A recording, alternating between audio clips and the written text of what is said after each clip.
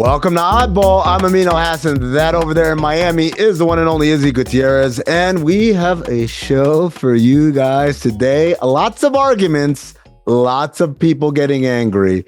Today's episode is brought to you by DraftKings. Remember, DraftKings, the crown is yours. Hell yeah. There's actually another Israel Gutierrez in basketball. I mean, he's a Mexican national.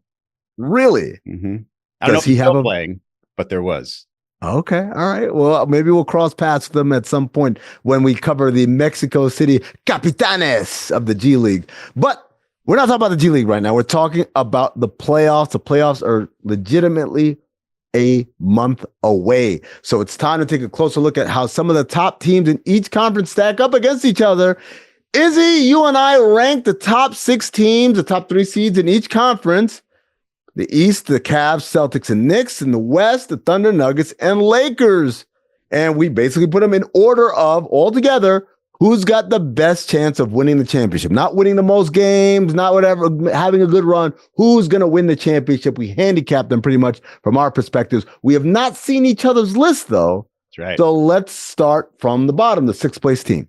All right. So my 6th place team is the New York Knicks. And these are all teams that had won the first 6 teams to 40 wins. And the Knicks were one of those teams. Seemed like they're gobbling up those wins against some pretty bad teams. Okay. Now they're plus 1,800 to win the finals if you want to go on DraftKings and get yourself a little flyer there. But they don't beat the good teams. I mean, we've seen it from them for so long. On Thursday, they lost to the Lakers in overtime. And you have a question if the Lakers are even really good. And they lost to that team. So the Knicks, I think, are pretty clearly amongst these 6, number 6. Yeah, and whoever's doing the graphics already gave away mine. I got the Knicks at 6 as well. Look, on the positive, Jalen Brunson is incredibly clutch, right? He leads the NBA in clutch points scored, 145.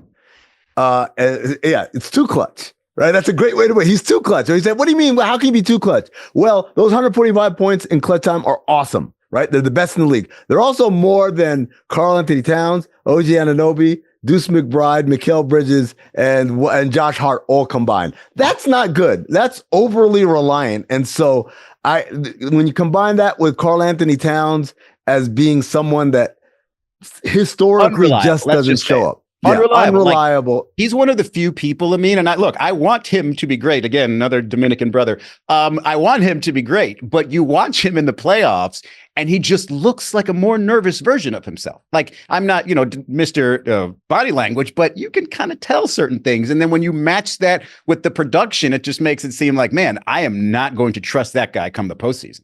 It's the poor shooting numbers. It's the foul trouble. It's as you said, his general countenance of someone who looks visibly shaken by the situation. It's one of the things that made me really kind of gravitate towards Anthony Edwards in their first playoff run. Where I was like, oh, this kid looks like he's been here a million times. And then look at Karl Anthony Towns, like, you look just as terrified as you did the first time. So. To me, it's one of those things where I don't know how much I can trust the Knicks team, which, by the way, also being run into the ground as we speak. Yeah, I think they signed PJ Tucker to the 10-day. Maybe that turned into a good move for them. He kind of is a Tibbs type of player. But while Jalen Brunson is out, the person who needs to sort of step up, or maybe the Knicks need to recognize that he needs to be sort of central in their offense, is Mikal Bridges. Like, we've seen when he was with Brooklyn what he can do if he's more of a sort of centerpiece in terms of the offense.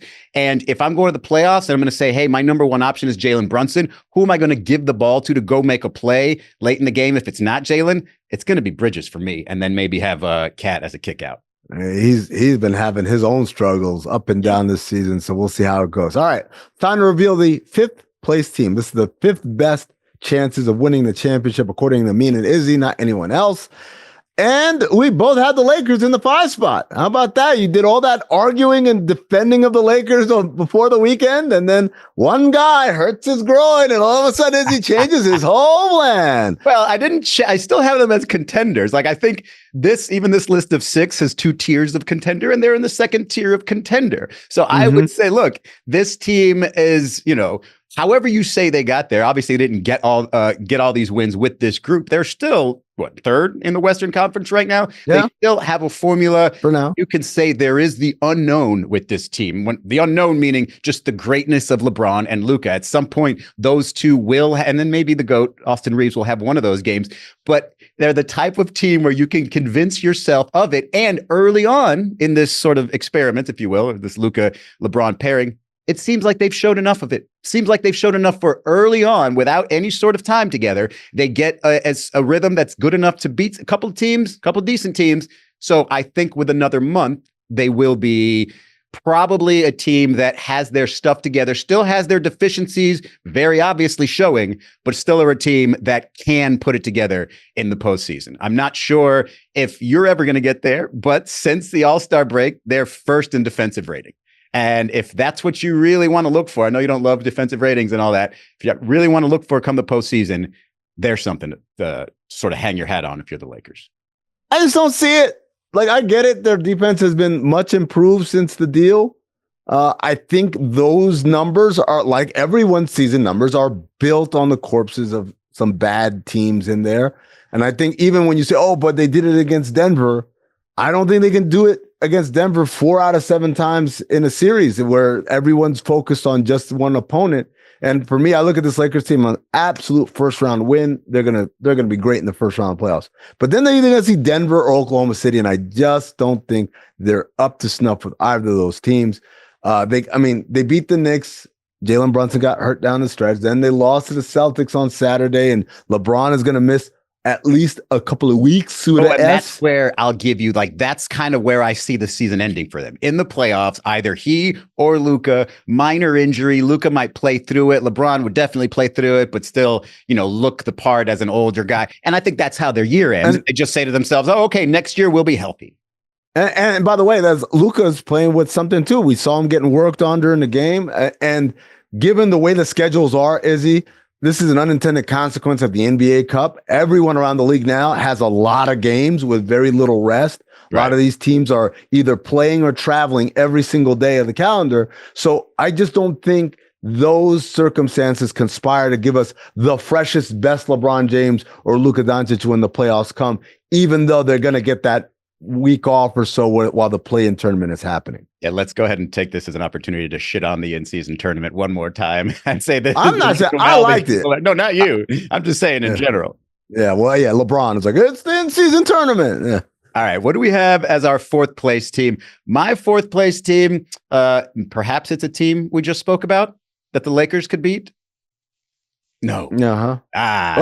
See, there's a secret spot here. So we have a couple of teams that could be, in my view, one of these teams that cracks this top 6. Okay, they hadn't won 40 games yet at the time, but I've got 2 teams as a maybe. One of those teams is a lot stronger last night before they played, and that's the Milwaukee Bucks. I still feel like if you look at their record, they're 2-8 to start the season, right? Since then, basically the same winning percentage as all these teams, like 64% winning percentage, which would put them top 3 in the West, top 3 in the East. Okay, so they are outside of the first 10 games of the season, they are a legitimate team. Now, their best versus another team's best, I'm still taking the Cavs, I'm still taking the Celtics, but on any given day, a Giannis Dame pairing and the way, Kuzma's giving them a little bit of relief since he's been there, maybe a little bit more size defensively. So I do think that they can make some noise. And then there's the Warriors. Like, the Warriors have done their best work in their last, 11 or 12 games. So they have to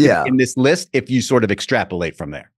Right. Okay. So for the Bucks, I kind of feel like what we're doing is we're paying homage and respect to Damian Lillard and Giannis Antetokounmpo, 2 great players. You heard what I said about the last several games, right? No, I get it. I get it. Since then, I get it. But I'm just saying, I feel like the respect part is doing a lot of heavy lifting there, right? With the Warriors, this is a different case, ladies and gentlemen, because this team is clearly revitalized by this deal. They're playing excellent basketball. It's not just the record. Their net rating is through the roof. They're beating teams by 10 plus points per 100 possessions. They're going out there getting it done. Jimmy Butler has been a perfect fit. And for my money, when I look at the Warriors supporting cast, if I say here are your two stars, Steph and Jimmy Butler, then I look at the supporting cast, Draymond Green, Kevon Looney, Jonathan Kuminga, who hasn't even played with this incarnation, by the way. Thinking about that yesterday. Moses Moody, like these guys all won a championship. Gary Payton, these aren't just good scrappy role players. These are guys who have done it at the highest level. And so for me, I feel a lot more comfort trusting their supporting cast to help their stars than I do the Lakers supporting cast helping there, or even the Bucks supporting cast, even though While I do agree with you about their supporting cast, meaning the Warriors, being sort of the finishing piece for them to be able to win a championship. This is so much on Steph Curry. I love Jimmy Butler, everything that he provides for them. A poor man's Kevin Durant on this team, if you will. Just goes to show you the ridiculous amount of riches they had back then. But this is a Steph Curry product. Like, this is a Steph Curry performance. Everything that's been happening so far, look at his numbers since the Jimmy trade. It wasn't just Jimmy showing up, and now I can get all these shots that I wasn't getting before. No, he's making a lot of them. He's playing a lot more aggressively. He's the one I also worry about making a long playoff run without tweaking something, without getting hurt, without missing a couple of games, because without him, I don't think this is the type of team that can survive 2 or 3 games. I mean, I don't know. I think Jimmy Butler, sometimes you do a deal to give almost like a shot of adrenaline to your star. And that's what he's done for Steph. Steph definitely has rediscovered his joy after it looked like it was extinguished there. But I think Jimmy Butler is exactly like what he's doing now is not even going to compare to what he's going to do in the playoffs when the game slows down, when it's a possession by possession type of basketball. His ability to score on the inside and draw fouls, I think, is going to take it over the top. By the way, Izzy, I just want to make sure you're okay after the Warriors-Pistons game on Friday where you saw Steph Curry bullying them. I don't know if it's bullying. He was talking trash to Beef Stew on the bench. Yeah, that was, and I know that was low-key my favorite moment of the season. Like, really? Steph doesn't do that, man. Steph doesn't. Yeah. I don't know what Isaiah Stewart said, which, by the way, he said you're tiny. He said, you're tiny. You're tiny is what he said over Curry and over and again. Beef stew is a very culinary war type of shit talking that I want to see. But like him saying, oh, wow, like you clearly said something I don't like. I'm going to stare you down. And there's nothing like he's already the king of cellies. Give him an extra reason to celebrate. Man, he is must-watch television. I love that dude. Love him. Everyone blames Isaiah Stewart. I blame Malik Beasley. He had a big corner 3 and he tried to do the Steph shimmy. Yeah. It looked awful. And I think that's what. But I love that too. Malik Beasley feeling himself because he's having a ridiculous season. Yeah. Talk your stuff. All right. Coming up, we're going to have the rest of our rankings, the top 3. What do you got in the top 3, Izzy? Same? 3 best different? teams in the league. Spoiler alert.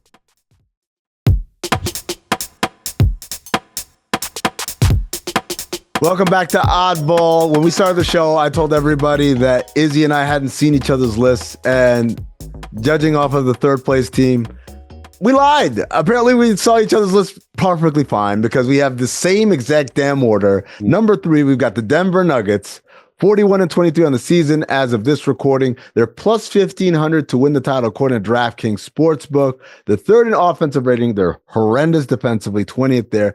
And Izzy, they're 2-9 against the other teams on this list, not including the Warriors, of course. 1 win against the Lakers and 1 win against the Oklahoma City Thunder. That did not happen on Sunday night. The interesting part about the Nuggets is like you see them, and because they have Jokic, it feels like, hey, this team is whole. But they really haven't been. Like every time I watch them play, I don't feel like I see Aaron Gordon. He's in and out. He's just got hurt again. You don't know if now he's been in the lineup, but Michael Porter Jr., when he's engaged and really playing like it's playoff basketball. So not only do they need to get Aaron Gordon right, they need to get Jamal Murray just so much more consistent, man. Like, look at his February numbers compared to the rest of the year. It was fantastic in February. And I don't know why he can't complete that. There are times where I'm watching the Nuggets this year. I mean, I don't know if this happened to you, where I'm like, wait, is Jamal on the floor? Like, I'm searching for him, even though he's playing 40 minutes a game. He's just not having nearly the same impact. And whether or not that is him just sort of picking his spots, if you will. He's a champion. He's a 2-guard. Obviously, he does a lot of work and, has had knee issues in the past. Like, maybe he's taking it easy, but I need to see like 10, 15 games where I feel like he is a consistent threat out there before I can say, hey, the Nuggets are back. Are we? A couple of things. First of all, apparently I misspoke. I said third place team. It's our fourth place team. Is the Denver Nuggets. Second of all, Izzy, I mentioned that they're 2-9 against the other teams in this list. The Knicks are also 2-9 against the other teams in this list. Are we giving the Knicks like not a fair shake when we have No, we're doing the thing that fans do. We've seen the Nuggets do it, so we believe that they can. Also, one team has a 2-time, maybe 3-time MVP on it, and the other one has, Jalen Brunson, nice player. That's what it comes down to me. Is that Nikola Jokic is amazing, and this is the best version of him we've ever seen in terms of a guy who's going to finish the season top 3 in points, assists, and rebounds per game. No one has ever done that before. I think when you talk about what's happened with the Nuggets, it's the erosion of the supporting cast. Earlier, we praised the supporting cast of some of these other teams. The Nuggets don't have a great supporting cast, not compared to when they won a championship. So as Jokic has gotten better, they've gotten worse. And then the big thing is, I thought this team years ago made a leap when Michael Malone got a team that we thought wasn't a good defensive team to become a good defensive team. I remember interviewing him about this and asking him, I said, usually when you have a team that takes a leap in defense, it's because either there's been a change in personnel in terms of like we had a Kevin Garnett or whatever, or there's been a change in the coach. It's a new coach who comes in and brings a defensive mentality. The Nuggets did neither that season, and they made this huge leap. And I said, what changed? And he said, what changes? We all looked at how we went out in the playoffs, and we understood that's not going to get it done. That was the year they lost to Minnesota on the last day of the regular season for a chance to go to the playoffs. And so since then, they remade themselves into a team that was good, maybe not elite, but good defensively. This year, they've gotten worse. And I think those are the things that we're looking at when we have them this low. So Izzy, Nuggets not as good as they were 2 years ago. Jokic, perhaps even miles better than he was 2 years ago, 3 years ago. Dude, he had the 31-point, 21 rebound, 22 assist game against your Phoenix Suns. And to me, there was something about this game that just it struck me where, we've got Jokic playing this humble, sort of carefree or like careless, right? Doesn't care about anything other than, hey, give me that trophy. I'm going to go home now. Not even that trophy. They're like, I have to hold this thing, I guess. Keep it. I'll just go home now knowing that I'm the king of the world. But his 21st assist or his 22nd assist, I think, broke the record for Wilt Chamberlain for most assists by a center. Now, we talk about Jokic and his crazy numbers all the time. Jokic doesn't talk about them. He doesn't. I think he had a joke about the other day. It's like, 40 years from now, I'll sit down and think, man, I had a really good game that one day. So he doesn't really care about those memories, but he does. I'm telling you, he does secretly care about having these types of records, like Wilt Chamberlain records, the types that you say like, man, those are never going to be broken. 20 years from now, he's going to be like, 22 assists. Did Wilt ever do that? Triple double. Did Wilt ever do that on average? No. So he is going to not only convince people that he was the greatest player of all time, but he's going to leave zero doubt because these statistical anomalies like Wilt, he's going to have surpassed them too. I love the way you phrase it as secretly cares about it, because in my mind, I have Jokic walking around with his thick Serbian accent all day. I don't really care. I just want to play, with my horses and whatnot. Okay, goodbye, media. Goodbye, teammates. Closes the door. All that bullshit. I want that shit. Will, your ass is mine. What? Yo, if he out of here, if he code switches like that and talks a different accent when the locker rooms are closed, we need a hard knock situation. I need Woody Page. I need Woody Page to write the quote about if and I'll beat a Wilt record. All right, let's go back to our list, and we're going to reveal my third place team. Which, if we can throw it up there real quick, there it is. It's really one that was going to annoy me, and so I wanted to see him get not number 2 or 1. My number 3 is OKC. And I'm going to start this, Amin, by asking you a question, because this wasn't where I was going to go with it, but you talked about a team in the Denver Nuggets who learned how they got knocked out the year before in the playoffs and are going to build off of that. How did the Thunder get knocked out of the playoffs last year by the Dallas Mavericks, and how can they build on that? Because that is the one knock for me against this team. It's like, hey, it's not just, after that first player, there's a drop-off between like who their second best player is, but it's also just, hey, somebody did it to them last year. I still don't know if they can overcome that. I like the idea of like this team got knocked. They were the number 1 team in the West last year. They got knocked out, yes. They came back this year literally better at everything. Everything that they did, they got better. I was like, we don't have enough bigs. We added another big. Oh, we didn't have enough perimeter defenders. We added another perimeter defender in Caruso. Oh, our MVP wasn't MVP enough. He got even MVPer. Oh, he didn't have a second best player who's an all-star. We made another guy an all-star. Every single question you could have about the Oklahoma City Thunder has been answered. And the only thing we've got for them is like, yeah, I think you need a little bit more heartbreak. You've got them. I've got them closer to a title. Don't have them at a title. I got them a lot closer. That's a spoiler they're alert. Spoiler alert, because there's only a couple of teams left. They're my top Western Conference team. So if they make the finals, that's already an improvement. So everything that you said was taken into account, and they made the NBA finals. Just didn't win it. My second place team is the Cleveland Cavaliers. I don't want to spend too much time here because I know you're going to have a lot to say for them as number one, but I'll talk a little bit about the Celtics. I'm still curious about the Celtics' depth. I know last year I was saying, I don't think they have enough depth up front. I don't know, beyond Horford and Porzingis, who misses a lot of time, and Horford is 100 years old. I don't know if they have enough depth. Luke Cornett proved me wrong by beating the hapless Heat, the injured Cavs, and the people who shouldn't have been there, Indiana Pacers, en route to a championship. I still hold that if they played the Denver Nuggets, they would have gotten rolled. And so, but you know what? A champion is a champion is a champion. They're a champion. But now the road to the finals is decidedly harder for the Boston Celtics than it was a year ago. They're going to have to see some tough opponents on the way there, perhaps even as quickly as in the first round, as against your beloved Detroit Pistons. I mean, look, I'm just going to support you here in something, even though I've got them higher than you. The game to look at about when you question their depth is when they played the Cavaliers last, I believe. And it was a 123-116 game where the Cavs won. And no, the Celtics weren't healthy. KP wasn't in that game, but they got 46 from Tatum, 37 from Jalen Brown, and nothing from anybody else. I got 16 from Derek White, but the bench, and they treated that game, they played that game 7 players, basically. The only other 2 players, Peterson and Craig, got a combined 4 minutes. So there's 7 players. I don't care. And they got 6 points off the bench. 6. Yeah. And well, that game. So that definitely helps. Who'd they lose to? Who'd they lose to? Who lose to? They said they lost. They won the championship. No, who'd they lose to in that game you're talking the Cavs. About? Okay, then talk about the Cavs. All right, I will be. I mean, Cavs are my number one team. And I think one of the things that, we talked about on this show, but what Kenny Atkinson has done with this team and sort of mirroring the Warriors, it has been played out all season long. And the more you watch them, the more you realize sort of the freedom with which Donovan Mitchell can play. And if he's on a heater, like there's nothing you can do about that team. They're so complete 1 through 5, like their bigs they play so well together. They don't play like traditional classic bigs. They're not going to really bruise you, but they're going to make the interior passes are going to be great. We're going to have a lot of Jared Allen celebrating defensive 3-second violations because Kenny Atkinson says, hey, if you're in the paint for that long, you're doing something right.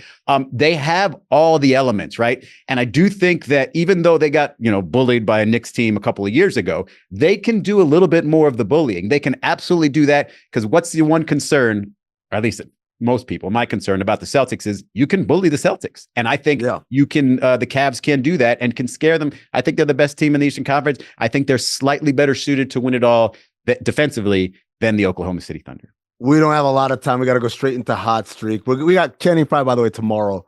Who's going to give us more about the Cavs. But Hot Streak is presented by DraftKings. Stay tuned because you hear more about DraftKings, all it has to offer throughout the show. DraftKings, the crown is yours. Yeah. We got to go speed round here. Last week, Izzy and I split. We're both right. Izzy had the Blazers -3. They beat the Sixers by 17. I had Warriors -9. They beat the Hornets by 18 because, of course, that means we're 3-0. That's a new record for Oddball. Okay, let's go. What do we got? We got Thunder at Nuggets. Thunder's 8.5-point favorites tonight on the road. Are we picking Thunder or Nuggets? What do we want? This is a great. Look, I understand that Mr. Jokic is not 100% with that elbow. I think he has a great game tonight. I think the Nuggets are going to at least keep it close today. I'll take the Nuggets plus 8.5. It's a lot of stress on this streak. I support you. In order to hedge our bet, I'll say whatever the Hornets are playing against, they're not going to cover. That's it for Oddball. Do you remember when Ja almost dunked on Kevin Love? Now, that one was the greatest of the would have been great, but it wasn't. I will say the other one, I think a referee's error deserves the credit for the dunk. So like there was one where Anthony Edwards dunked on Gabe Vincent and they called it an offensive foul. And if that was reviewed fast enough, Chris Finch, if it was reviewed, it would have been overturned. And that was one of the greatest dunks of all time, even though Gabe is tiny. Not one of the greatest dunks of all time. It was a great dunk. Just like I'm gonna need you to go back and see how far that Steph Curry 3-pointer was. I'm gonna need you to go back and watch that one over game. It's not one. It's not like if you're talking about one of the 25 greatest dunks of all time, it is not making NBA one dunks. That doesn't count Vince Carter in the Olympics. NBA dunks involving NBA players. Well, we're gonna have to do a show on how you the greatest dunks of all time. There we're you just go. Gonna have to judge dunks, and first way I have to describe how we judge it because to me we're gonna use dunk score.